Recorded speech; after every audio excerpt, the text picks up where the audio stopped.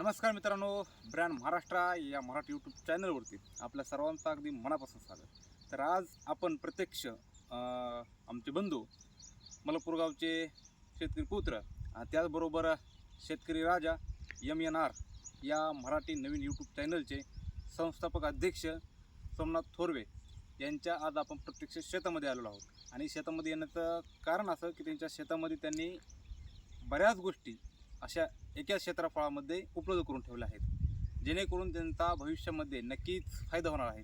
तर चला, त्यांची शेती करण्याची पद्धत आणि त्यांनी नवनवीन कोणते संशोधन आणि नवनवीन कोणते प्रयोग हे आपल्या शेतीच्या माध्यमातून एक नवीन चालना कशा पद्धतीने काय करता येतं किंवा काय देता येतं या गोष्टीच्या माध्यमातून त्यांनी खूप चांगले असा प्रयत्न केले आहेत। तर आपण आज प्रत्यक्ष बघत आहोत आणि आपण या ठिकाणी उपलब्ध आहोत ज्या ठिकाणी त्यांचे हे पूर्ण क्षेत्र आहे। ठीक आहे, चला तर सर्वप्रथम आपण जे आपल्या समोर दिसत आहे त्या गोष्टींची आपण माहिती घेऊयात। हे बघा, विशेष म्हणजे प्रामुख्याने त्यांनी लागवड केलेली आहे की पेरू पिकाची।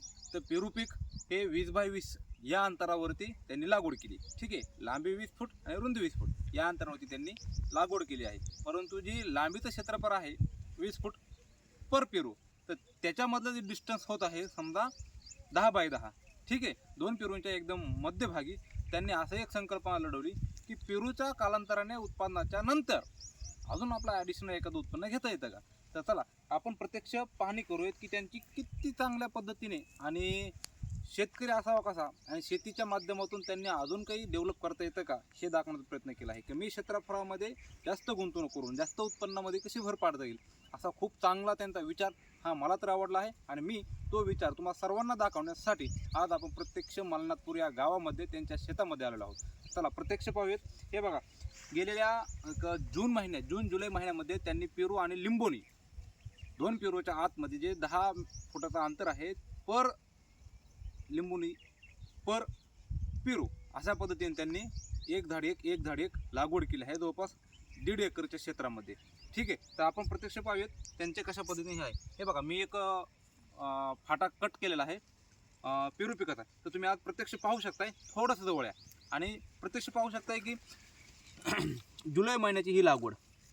ठीक आहे, जुलै महिन्याची ही लागवड असताना पण अत्यंत कटई किंवा मग छाटणी असेल ह्या फाट्यांची छाटणी त्यांनी खूप योग्य अशा पद्धतीने केली आणि अशा पद्धतीने केली की 6 महिन्याच्या जवळपास या कालावधीचं हे झाड आहे। आणि प्रत्यक्ष आपण पाहूयात की हे बघा, झूम करून बघू शकता आपण की एका फाटाला कमीत कमी 4 फांद्या ह्या फुटलेल्या आहेत। आणि त्यांच्या पाणी व्यवस्थापनाची जी उपलब्धता आहे किंवा मग पाणी व्यवस्थापनाचं जी काही त्यांचं नियोजन आहे हे ड्रीप इरिगेशनच्या माध्यमातून होत आहे। आणि दुसरी गोष्ट सांगतो, फळबाग लागवड करायची परंतु त्या क्षेत्र हे पडीक न राहता उत्पन्नापासून वंचित न राहता जोपर्यंत फळबागाचा उद्देश म्हणजे उत्पन्न सुरू होत नाही तोपर्यंत त्या क्षेत्राचं उत्पन्न थांबता कामा नये या हेतूने त्यांनी प्रत्यक्ष आपण पाहू शकताय की आतल्या मशागतीमध्ये किंवा मग आतल्या पेसमध्ये त्यांनी एक हरभरा लागवड केली आहे। तर हे बघा, आपण प्रत्यक्ष पाहू शकताय, झूम करून पाहू शकताय की त्यांनी जी काही लागवड केली ही लागवड बघा आणि प्रत्यक्ष माल बघा की कशा पद्धतीचा हा दिसतोय। थोडासा झूम करून बघू शकता आपण की एकदम उत्कृष्ट दर्जाचा असा या क्षेत्रफळावरती झाडांची लागवड झालेली आहे, फळबागेची लागवड झाली आहे। परंतु आंतरमशागतीमध्ये किंवा मग आतल्या पेसमध्ये त्यांनी हरभरा लागवड केली आहे आणि हरभऱ्यालाही तुम्ही घाटे बघू शकता की किती प्रमाणामध्ये आहेत। अगदी मन प्रसन्न होईल अशा पद्धतीचं उत्पन्न त्यांचं होत आहे। तरी चला, पेरूचं आपण पाहिलं ज्या पद्धतीनं पेरू हा अत्यंत 6 महिन्याच्या कालावधीमध्ये खूप साऱ्या अशा फांद्या त्यांनी फोडलेल्या आहेत। तर हे त्यांचं कौतुक करावं तेवढं कमीच। त्यांनी 6 महिन्यामध्ये बऱ्याच पद्धतीची प्रोग्रेस ह्या पेरू फळपिकामध्ये केली आहे। त्याचबरोबर आंतरपिकाच्या माध्यमातून त्यांनी हरभरा जो आहे अत्यंत खूप असा घाटे आणि उत्पन्नाच्या दृष्टिकोनातून खूप चांगला असं त्यांनी मेहनत घेतलेली आहे। मधली जो पेस आहे तोही पडक न ठेवता उत्पन्न चालू ठेवले। त्याचबरोबर आपण प्रत्यक्ष पाहू शकताय की दर 2 झाडांच्या आतमध्ये कशा पद्धतीनं त्यांनी लिंबोणीची लागवड केली आहे। तर या प्रत्यक्ष तुम्हाला दाखवू शकतोय लिंबोणी अवघ्या 5 ते 6 महिन्याचं हे लिंबोणीचं रोपटं। ठीक आहे, एक लक्षात घ्या, लिंबोणी लागवड करत असताना जवळपास एक ईदभर किंवा मग 1.5 इंच मॅक्झिमम तुचीच्या वरी व 1.5 इंचच्या आतमध्ये हे रोपांची वाढ असते। तर हे आणि लिंबुनी ही अशी व्हरायटी आहे की जी सहजासहजी वाढत नाही. ठीक आहे, तरी पण तुम्हाला सांगतो, सपोज हा एक फाटा आहे, हा फाटा लमसम लागवड करतोय, फक्त हा फाटा आपण लागवड करीत असतो, मान्य आहे. तर त्याचबरोबर आज 6 महिन्यामध्ये तुम्ही पाहू शकता की या रोपाला किंवा या लिंबुणीच्या पिकाला कशा पद्धतीनं फुटवे झालेले आहेत आणि तेही झाड अगदी पेरूच्या तुलनेमध्ये फाट्यांची संख्या ही वाढवण्याच्या दृष्टिकोनातून योग्य असं त्यांचं शिस्तबद्ध फवारणी असन, पाणी असन, खत व्यवस्थापन असन किंवा मग अन्य रोग, राई आणि कीटक यांच्यापासून संरक्षण कशा पद्धतीने करता येईल त्यांनी खूप चांगल्या पद्धतीनं त्यांचं त्या ठिकाणी मेहनत चालू आहे.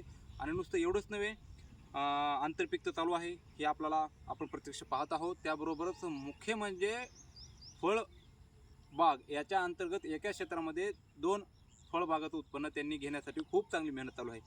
आणि बरं, यदा कदाचित काळानुरूप काही वर्षानंतर फक्त पेरू आणि लिंबुणीच नसावी, तर आपल्या घरातील ज्यावेळेस कुटुंब सहपरिवार कधीतरी शेतामध्ये येतं, त्यावेळेस शेतामध्ये आल्यानंतर प्रत्येक पिकाचा स्वाद, प्रत्येक फळाचा स्वाद आपण घ्यावा, या त्यांच्या हेतूतून अत्यंत आपण पाहू शकता की बांधांवरती त्यांनी कोणत्या पिकाची अजून किंवा कोणत्या फळांची लागवड केली हे पाहूया. तर या रामफळ ना, हे पाहू शकताय की बांधावरची फक्त गवत उगवतं आणि तो क्षेत्र फक्त पडीक राहतं, असं न ठेवता त्यांनी दर 10-20 फुटावरती एक नवीन फळांची लागवड केली. रामफळ आहे याचं की खूप शरीरासाठी खाण्यासाठी उपयुक्त ठरतं आणि रामफळ याचे महत्त्व हे खूप विशेष आहेत. अशा पद्धतीने त्यांनी रामफळ सुद्धा आपल्या बांधावरती ठेवलं आहे. त्याचबरोबर ज्यावेळेस ह्या पिकाला ज्यावेळेस फळ लागेल ना, त्यावेळेस खरा स्वाद आणि खरी मेहनतीला फळ नक्कीच येऊन जाईल. त्याचबरोबर प्रत्यक्ष आपण पाहू शकताय 6 महिन्यापूर्वीच त्यांनी अंजीर सध्या बाजारामध्ये खूप महाग आहे, परंतु शेतकऱ्यांचा विषय थोडा हार्ड असतो.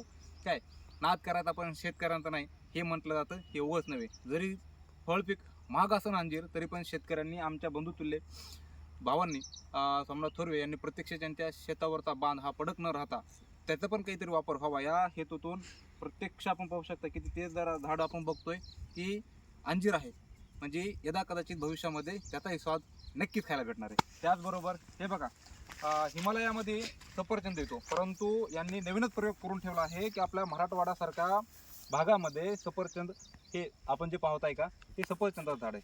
आणि ज्यावेळेस ह्याला खरोखरच अक्षरशः सफरचंद लागतील, त्यावेळेस बाजारातले विकत आणून सफरचंद जे आपण खातोय त्याच्यापेक्षा आपल्या घरचा सफरचंद खाण्याला मजा ही वेगळी राहणार आहे. उगाच नव्हे, हे बघा पाठीमागं पाहू शकतोय आपण, त्या ठिकाणी फणस आहे, झूम करून पाहू शकता की फणस आहे. त्याच्याच बाजूला गेलो आपण तर खारीक जो म्हणतोय का आपण, तो खारीक पण लागवड केलेली आहे.